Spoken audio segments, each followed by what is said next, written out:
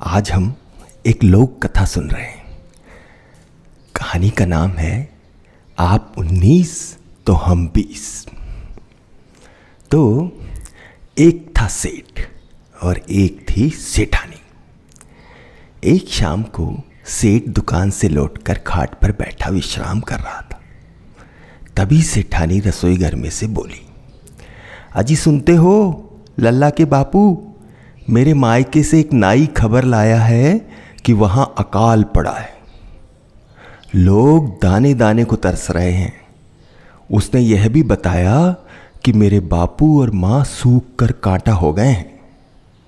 सेठ ने कहा, अब इसमें हम क्या कर सकते हैं? हम भगवान तो है नहीं जो 2-4 बादल बरसा दें। सेठानी को बुरा लगा। वह गरज कर बोली, मैं कहती हूं आज ही जाओ और एक गाड़ी भरकर वहां गेहूं डाल आओ। दूसरा, हमारे वहां गाय गोरू की कमी है, साथ में एक गाय भी लेते जाओ। सेठ सोच में पड़ गया। यकायक उसके दिमाग में रोशनी हुई। वह खाट पर से उठ रसोई घर में जाकर बोला, तुम रास्ते के लिए खाना तैयार कर दो, मैं कल मुंह अंधेरे ही चल दूंगा। लल्ला पास ही खड़ा था। वह भी साथ जाने के लिए तैयार हो गया। सेठ ने तड़के गाड़ी जोती। सेठानी ने गाड़ी में गेहूं भरे ठूस ठूस कर। फिर एक लिफाफे में 500 रुपये डालकर वह लिफाफा गेहूं के ढेर में छिपा दिया। उसने सोचा कि गेहूं के साथ नगद भी उसके माता पिता को मिल जाएगा।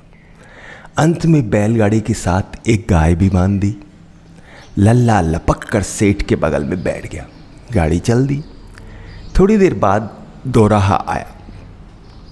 एक रास्ता सेठ के ससुराल वाले गांव को जाता था, दूसरा सेठ की बहन के गांव को। गाड़ी ससुराल जाने के बजाय बहन के यहाँ जाने के लिए चल पड़ी। यह देख लल्ला बोल उठा, यह रास्ता तो बुआ जी के गांव का है, मामा जी के गांव का रास्ता तो पीछे छूट गया। सेठ ने तुनक कर कहा, बालिश भर के बुद्धू, तू क्या जाने कि कौन सा रास्ता सही है और कौन सा गलत। लल्ला खामोश हो गया। गाड़ी आगे बढ़ती रही। शाम हुई। गाड़ी बहन के गांव पहुंची। वहां भी अकाल पड़ा था। नदी सूख गई थी, फसल नष्ट हो चुकी थी, घर घर खाने के लाले पड़े थे।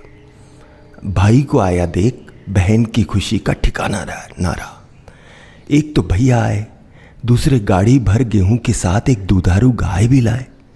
बहन ने फटाफट रोटियां बनाई, सब्जी तैयार की, बेसन के थोड़े लड्डू बनाए, अपने भैया और लल्ला को खूब मनवार कर भोजन कराया।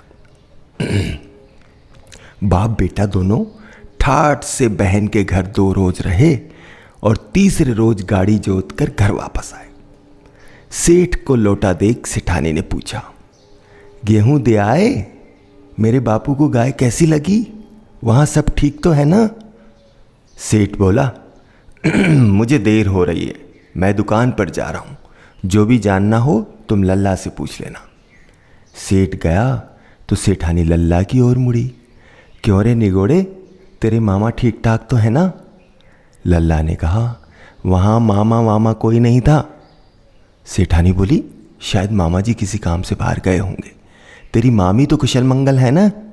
लल्ला ने कहा, लेकिन माँ वहाँ मामी भी तो नहीं थी, वहाँ तो बुआ जी थे, पूपा जी थे, दूसरे लोग भी थे। लल्ला भी की बात सुनकर सेठानी असली बात समझ गई। मनी मन सेठानी ने कसम ली, देख लूंगी, सारा सामान अपनी बहन के घर डाला है और जले पर नमक छिड़कने लल्ला को छोड़ गए। लल्ला के बापू, इसका बदला मैं जरूर लूंगी। उसने तुरंत घूंघट काढ़कर अपना माथा पीटना शुरू कर दिया। वह रोते बिलखते हुए कह रही थी,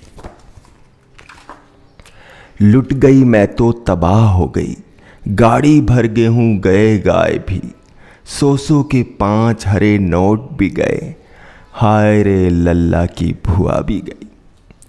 आंगन में भीड़ इकट्ठा होने लगी। सब पूछने लगे, सेठानी आपको यह क्या हो गया? आप क्यों रो रही हैं? सेठानी ने बताया, लल्ला के बापू अपनी बहन के घर गए, गाय और गाड़ी भर गेहूँ पहुँचाने गए थे। हाय रे, वहाँ पता चला कि अकाल के कारण उनकी जवान बहन भूखों मरी है।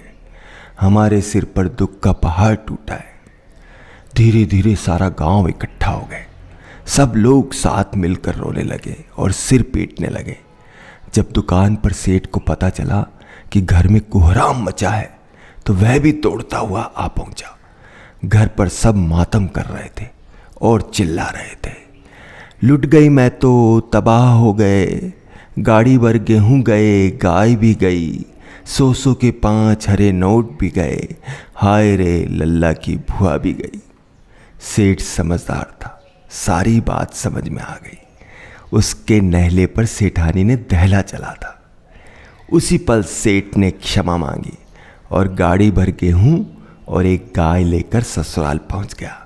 सारा सामान ससुराल में उड़ेल कर लौटा। तभी सेठानी ने उसकी क्षमा कबूल की। कैसी लगी कहानी?